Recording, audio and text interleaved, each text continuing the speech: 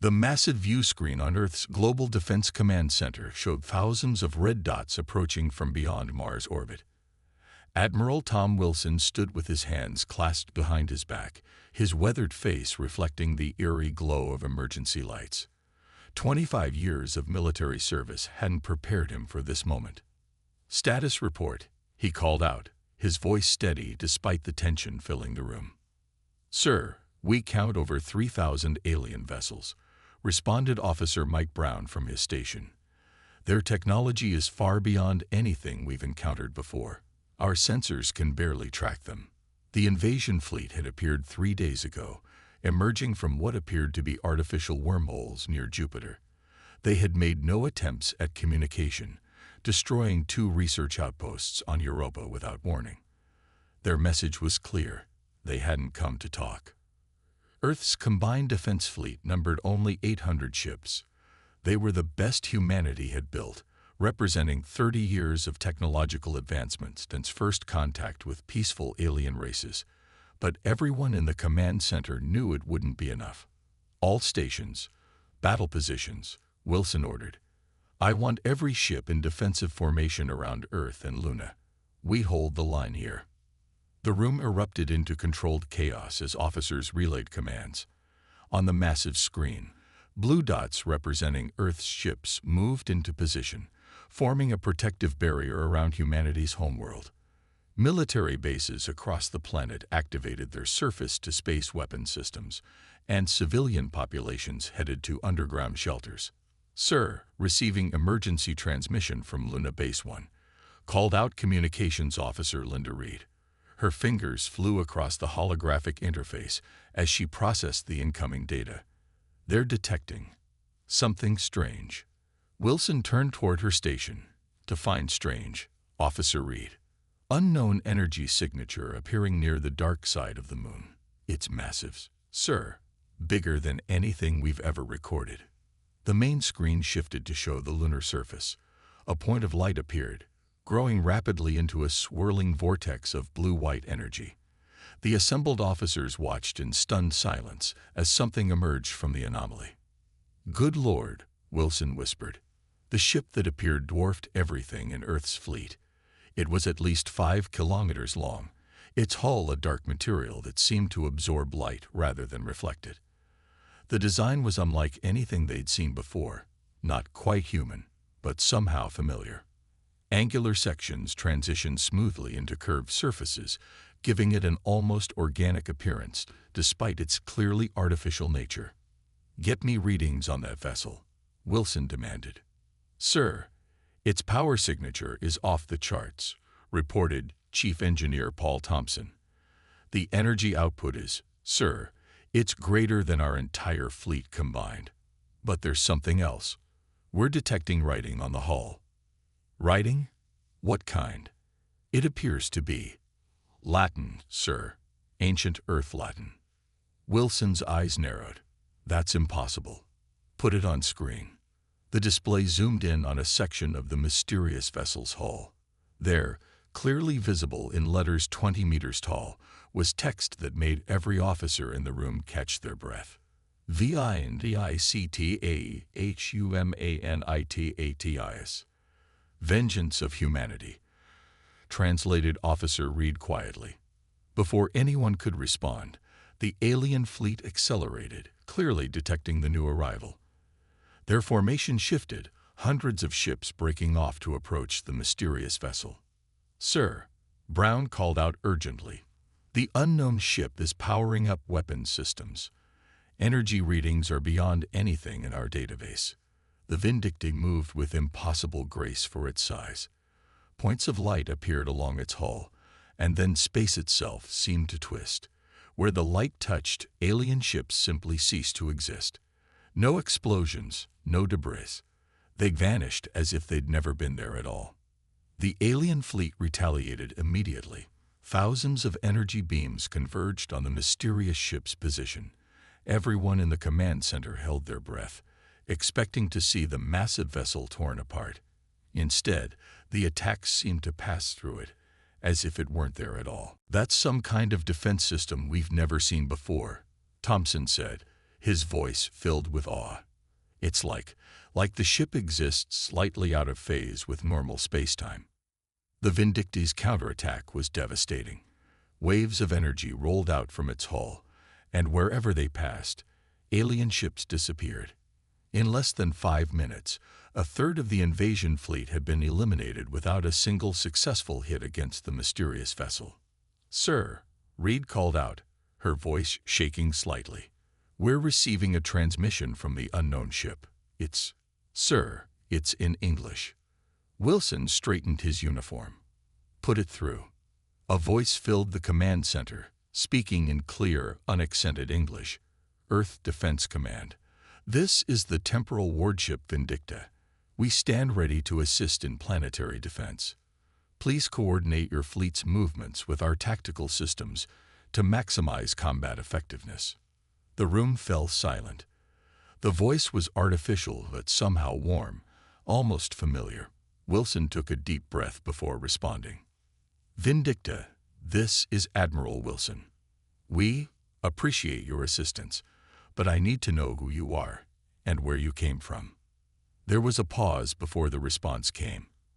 "Admiral, full disclosure of our origins would create dangerous temporal paradoxes. For now, know that we are humanity's guardians, sent to ensure Earth's survival at this crucial moment. The enemy you face would have destroyed human civilization without our intervention. We cannot allow that future to manifest." Wilson looked at the tactical display, where the alien fleet was regrouping, clearly reassessing their strategy. He had 1,000 questions, but there was no time for them now. Sometimes, he realized, you had to trust your instincts. "Very well, Vindicta. What do you need from us?" "Maintain your defensive positions around Earth. We will handle the primary engagement, but some enemy vessels may attempt to slip through. Your fleet must be ready to intercept them. Together, we will ensure humanity's future." Wilson nodded, then turned to his officers. "You heard our ally. Battle stations, everyone. Today we make history, one way or another." As the command center burst into renewed activity, Wilson watched the mysterious ship move to engage the main alien fleet. Whatever the Vindicta was, wherever it had come from, one thing was clear: humanity was no longer alone in this fight.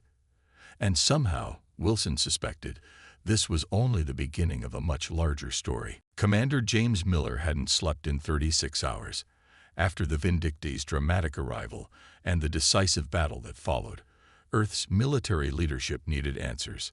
As the head of Special Operations and Tactical Assessment, he was chosen to lead the investigation team. The shuttle carrying Miller and his small crew approached the massive warship, which now hung in space near Luna Base 1.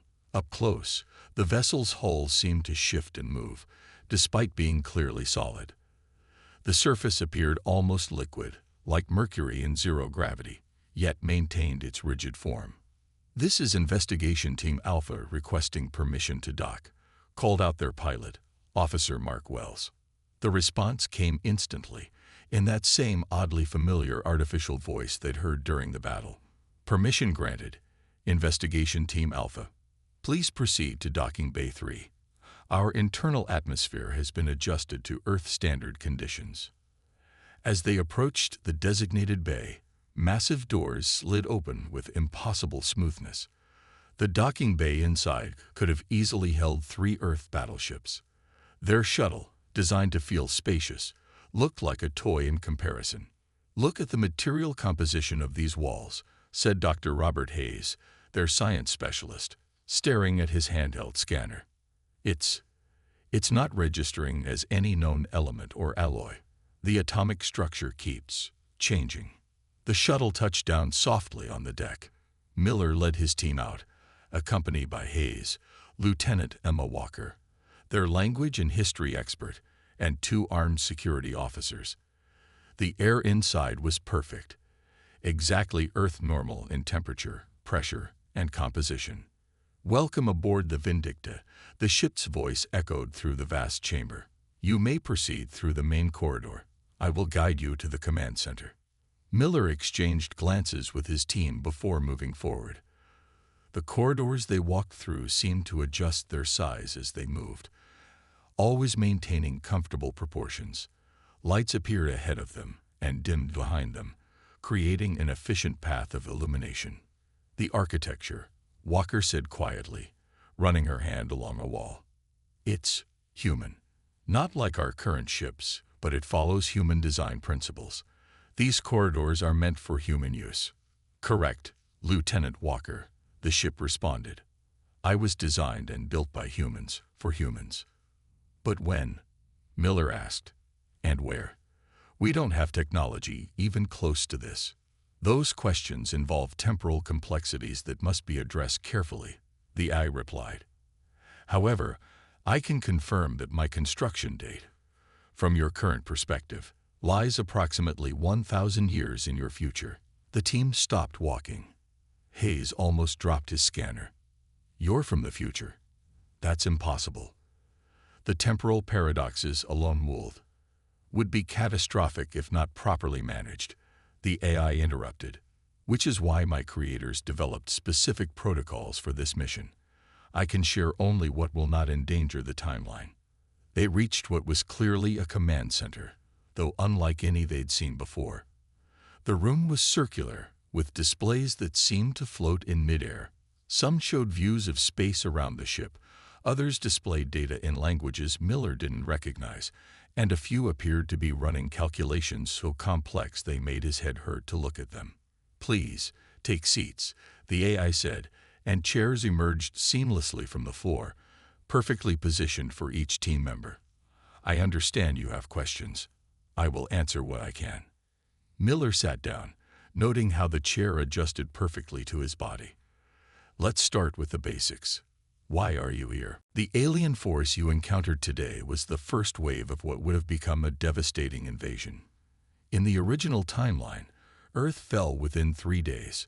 Humanity survived in scattered colonies, but at a terrible cost. My mission is to prevent that future. But why send just one ship? Walker asked. Even with your advanced technology, wouldn't a fleet be better? An excellent question. The temporal translation process, what you might call time travel, requires enormous energy. Additionally, moving multiple large objects through time creates dangerous spatial distortions. One ship was the optimal solution. Hayes was still scanning everything in sight. Your technology. It's not just advanced. It's like magic. These energy readings suggest you're manipulating fundamental forces we barely understand. Your assessment is accurate, Dr. Hayes. My systems utilize principles of quantum mechanics, gravitational manipulation, and dimensional physics that won't be discovered for centuries.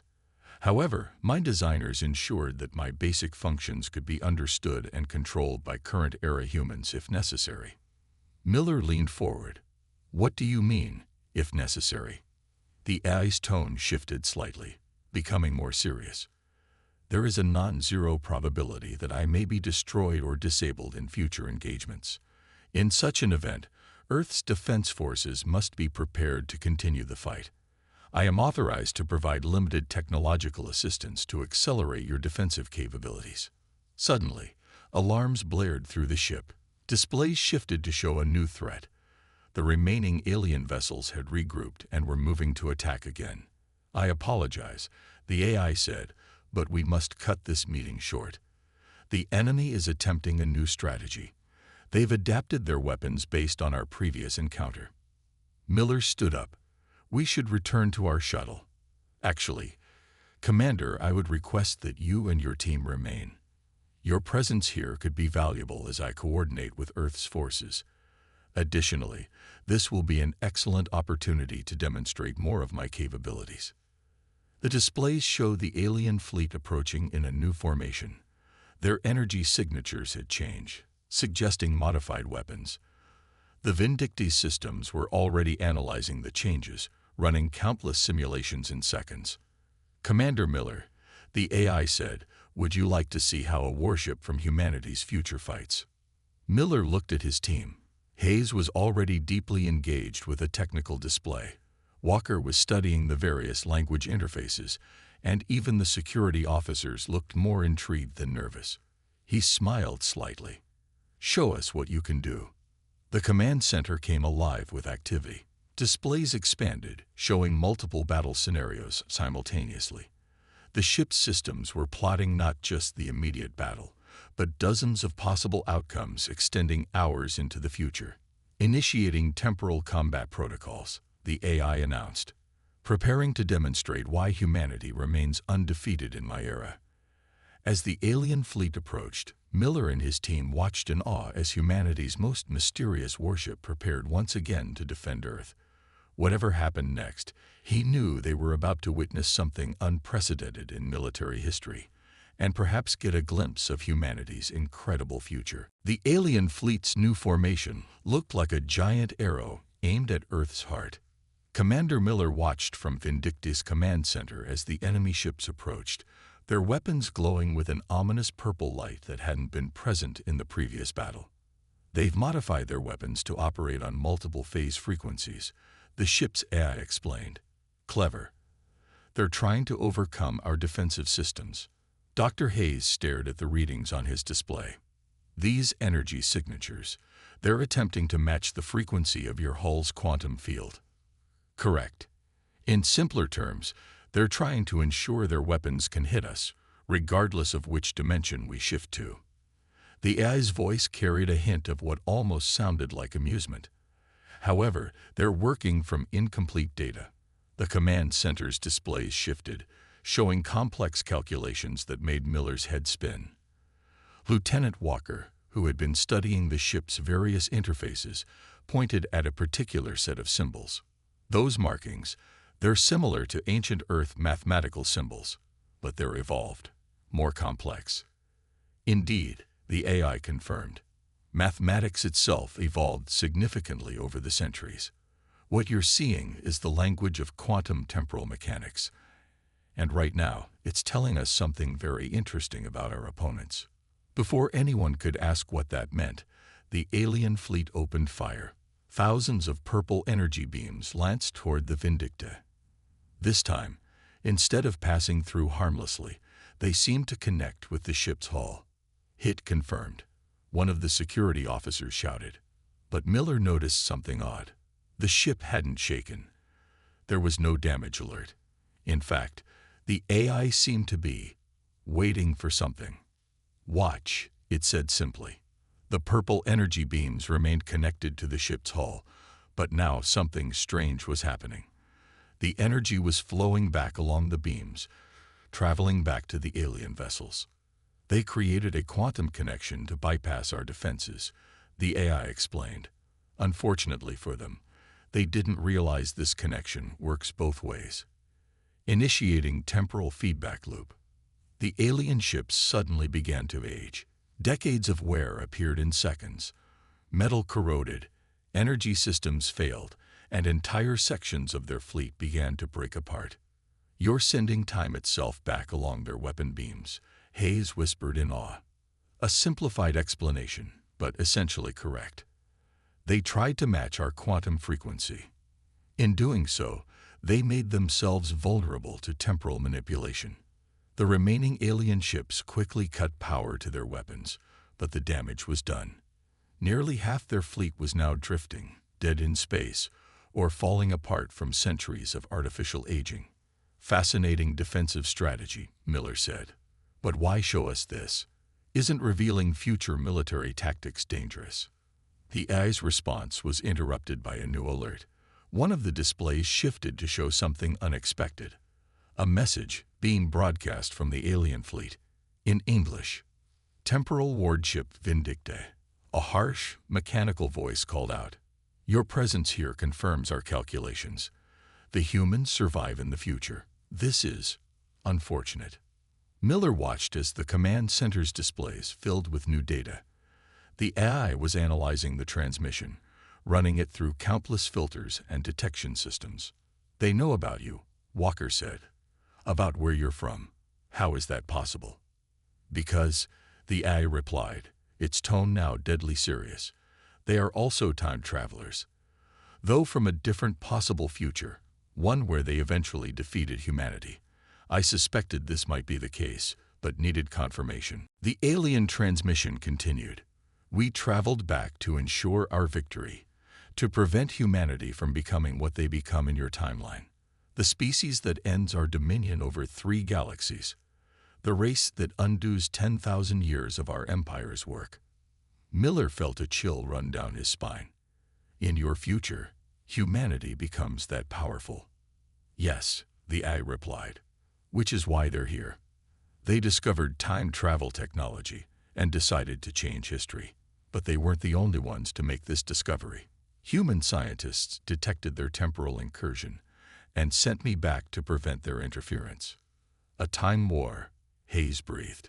We're in the middle of a time war. More accurately, you are at the focal point of a temporal conflict, a nexus moment in human history. The next few hours will determine not just Earth's future, but the nature of reality itself. The alien fleet was regrouping again, but this time something was different. Their ships were changing, transforming. Metal flowed like water as their vessels reconfigured themselves. They're adapting, the AI announced.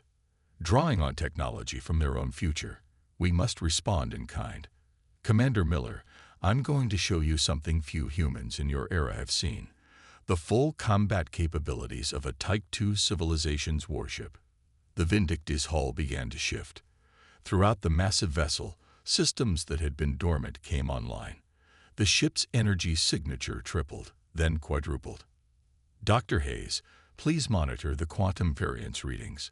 Lieutenant Walker, I need you to track the temporal distortion patterns. Commander Miller, I suggest you take command of the tactical display. The next phase of this battle will require human intuition combined with future technology. Miller stepped forward, watching as the tactical display reconfigured itself to match his thought patterns. He could feel the ship's systems connecting with his mind, offering suggestions, showing possibilities. The future of humanity, the AI said, was never about just technology.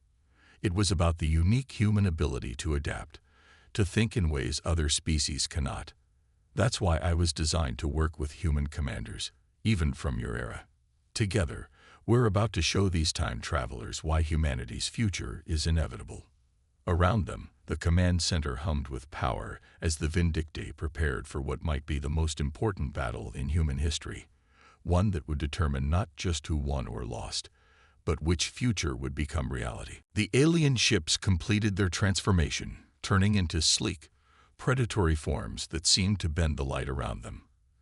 Commander Miller watched as the tactical display updated with new threat assessments. The enemy vessels now appeared to exist in multiple places simultaneously, making them nearly impossible to track. They're using quantum superposition technology, the Vindicti's AI explained. Each ship exists in several possible states at once. Traditional weapons would be useless against them. So how do we fight something that's everywhere and nowhere? Miller asked, his hands hovering over the tactical controls that had synchronized with his thoughts. We don't fight the ships themselves, the AI replied. We fight the probability of their existence. Dr. Hayes, please monitor the quantum probability field. Hayes adjusted his instruments, watching as new data streams appeared.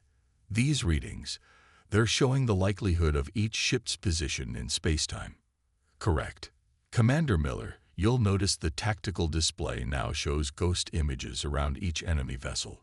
These represent their probable locations. Your task is to predict which position they'll collapse into when they attack.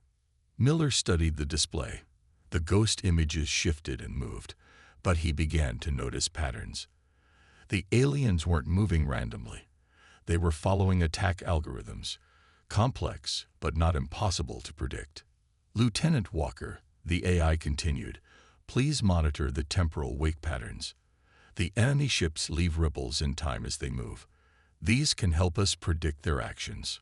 The alien fleet suddenly accelerated, their quantum ghost images blurring into streaks of possibility.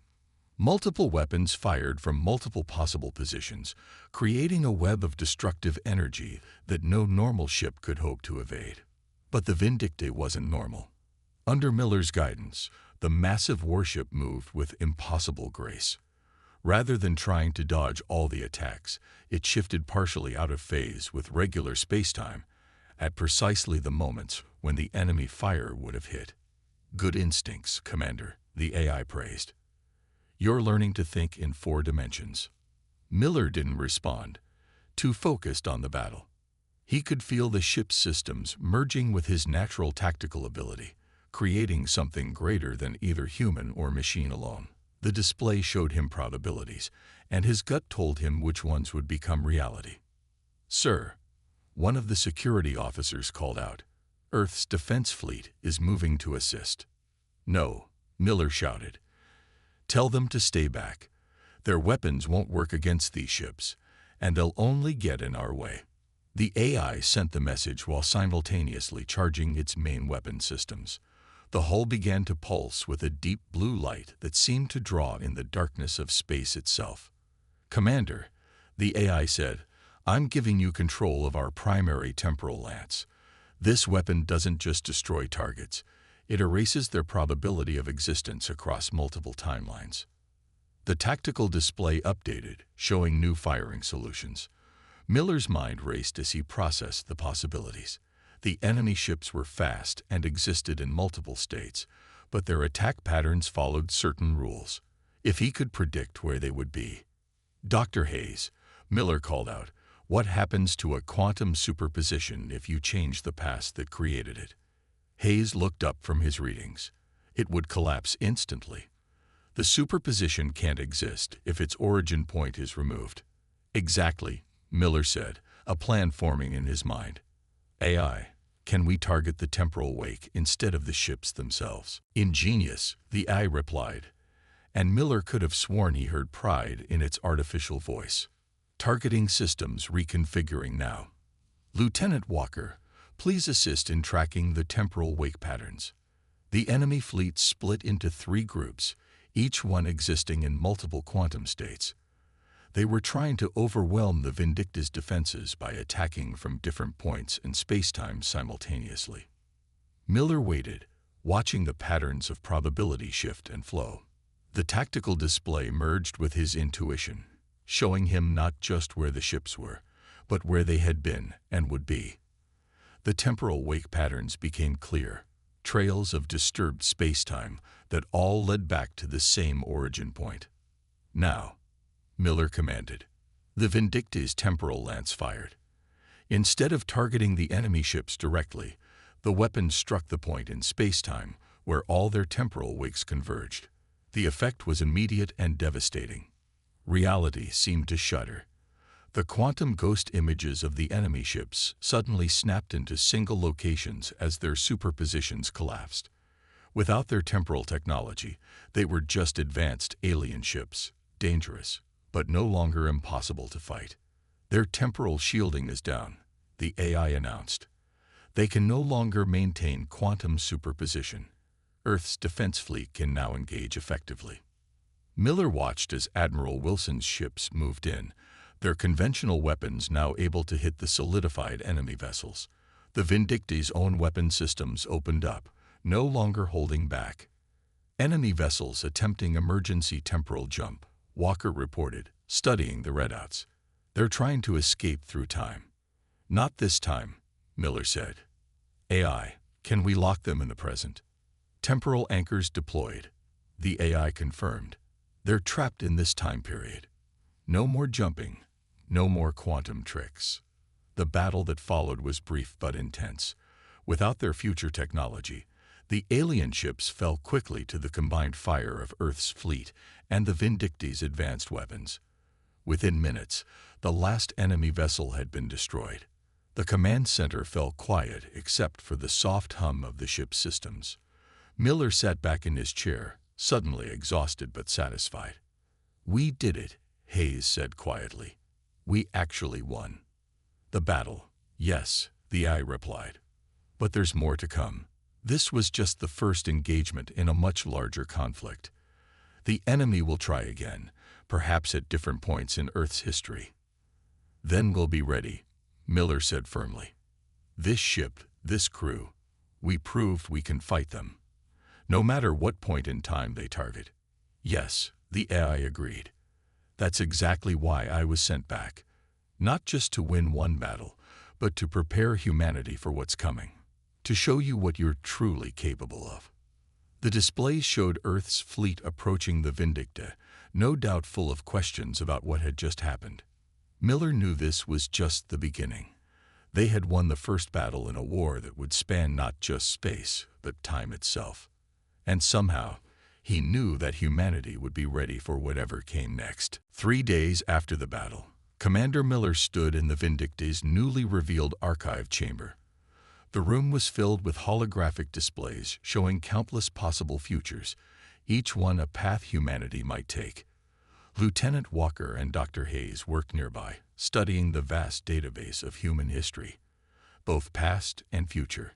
These records, Walker said, her voice filled with wonder, they show humanity spreading across the galaxy. We establish peaceful contact with dozens of species, create technologies that seem impossible, and eventually become guardians of multiple galaxies. And that's exactly why they tried to stop us here, Miller replied, watching a display that showed Earth's colonies spreading across the stars. They saw what we would become and decided to prevent it. The ship's AI joined the conversation. What you're seeing is just one possible future, the one I come from, but it's not guaranteed. The enemy's attack created temporal instability. The future is in flux. Hayes looked up from his readings. That's why you're showing us all this, isn't it? You're not just here to defend Earth. You're here to guide us toward that better future. Correct, Dr. Hayes. The temporal war isn't over. The enemy will try again, targeting different points in Earth's timeline. But now humanity knows what's coming. You can prepare. Miller touched one of the displays, watching as it showed the construction of the first faster-than-light ship. How much of this technology can you share with us? I am authorized to provide specific advances that will help Earth defend itself. Nothing that would drastically alter the timeline, but enough to give humanity a fighting chance. The quantum shields you saw in battle, for instance, your scientists can begin developing those now. The chamber's main display suddenly activated, showing Admiral Wilson approaching the Vindicta in a diplomatic shuttle. The time had come for difficult decisions about Earth's future. Commander Miller, the AI said, the Admiral will want answers. How much should we tell them? Miller thought carefully. Everything. If we're going to face more temporal attacks, Earth's leaders need to understand what they're dealing with. No more secrets. The archive chamber's doors opened, and Admiral Wilson entered, accompanied by representatives from Earth's major nations. Their faces showed a mixture of awe and concern as they took in the holographic displays of humanity's possible futures. Gentlemen, ladies, Miller greeted them. Welcome to humanity's legacy. What you're about to learn will change how you see everything. Our past, our present, and most importantly, our future. Over the next few hours, Miller and his team explained everything they had learned. The temporal war, the enemy's attempts to prevent humanity's rise, and the future that was possible if Earth's nations worked together. The AI provided proof, showing records and demonstrations that left no doubt about the truth of their claims. So what happens now? Admiral Wilson asked finally. Do you stay here, protecting us from more attacks? No, the AI replied.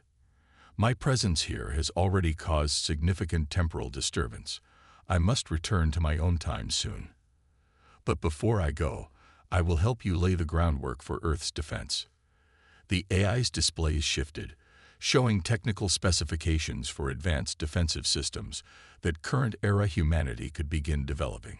These plans will accelerate your technological progress by approximately 50 years, without causing dangerous temporal paradoxes. The rest you must achieve on your own. But how will we know if we're on the right path? One of the representatives asked. How can we be sure we're moving toward that better future? Miller stepped forward. We already know we can do it. We've seen humanity at its best, not just in these records, but in battle. When we worked together, combining human intuition with advanced technology, we were unbeatable. That's our future. The AI's voice carried a note of approval. Commander Miller is correct. The enemy's greatest mistake was underestimating humanity's ability to adapt and grow. They thought by attacking your past, they could prevent your future. Instead, they've only made you stronger. Over the next few days, the Vindictae shared what it could: defensive technologies, scientific principles, and warnings about future threats.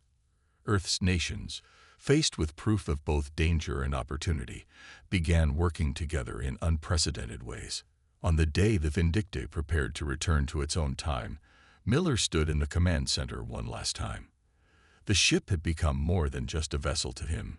It represented humanity's potential, a glimpse of what they could achieve. The temporal wake is forming, Hayes reported, checking his instruments. They'll be able to return to their time soon. Remember, the AI said, what you've seen here is just the beginning. Humanity's greatest achievements lie ahead. But the path to that future must be earned, not given.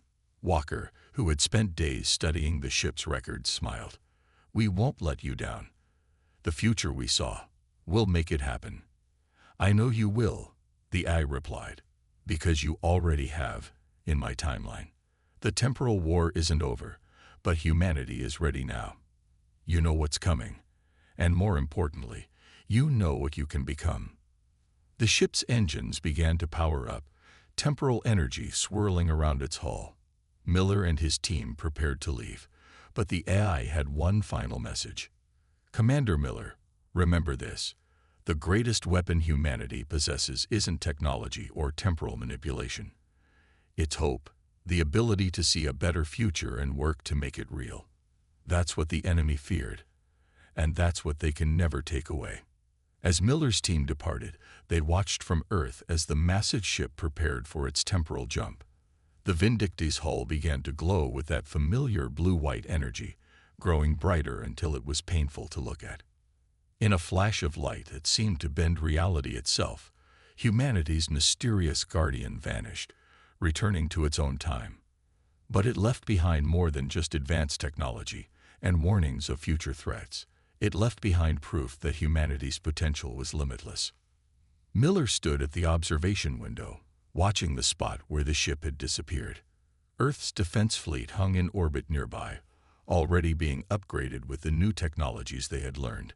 Below, nations that had once been rivals were working together, preparing for whatever challenges time itself might bring.